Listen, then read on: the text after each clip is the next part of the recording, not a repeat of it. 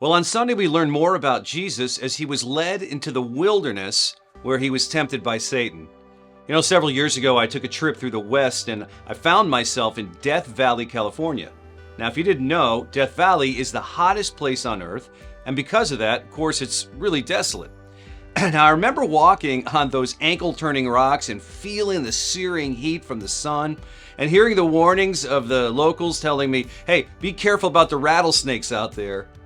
That was the closest to a wilderness experience that I've ever had. Now, wilderness, though, is the setting for many of the people's encounters with God throughout the scriptures. For instance, Moses was on the backside of the wilderness when he had his burning bush encounter. Or David lived in the wilderness, running for his life several years before he eventually became king.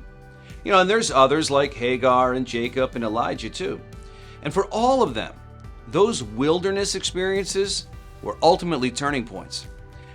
We find ourselves in places that can, best be described as wilderness in our lives too. You know what I'm talking about, these places of suffering or confusion, struggling, or let's face it, even hopelessness at times. Maybe it's a relational ending or a looming hard conversation. Maybe it's a financial difficulty that you're in. Or it could be a job, your job that you're working right now, or maybe even a job loss. Or really difficult things like infertility or a wayward son or daughter, or caring for an aging parent when there's really no great options availed to you. It's a season where we're not sure what God's up to. Yet time and time again, it's been in those desolate places where God's presence had the opportunity, at least, to bring respite or refreshment or especially grace where we couldn't find it otherwise. So it's not always in that timetable that we desire, but he does hear our cry and he does come to our rescue. And so the big question is, will we trust his character?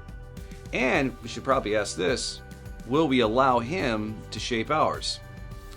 Theologian Paula Gooder says this: Jesus' testing by the devil in the wilderness focuses strongly on the question of identity. What kind of son of God would Jesus choose to be? It becomes increasingly clear that the decisions that Jesus made in the company of the devil in the wilderness were decisions that continue to shape the whole of his ministry. A ministry shaped by the refusal to put his own desires above the needs of others, by a strong recognition of the nature of God, in other words, his character, with no need to test whether he was who he said he was, and by placing worship and service of God at the center of everything that he did.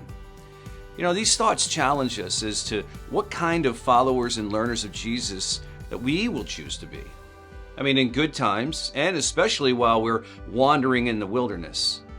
And in choosing God, trusting that he is present, and believing that he's not only great, but that he's also, as he's always been, still very, very good.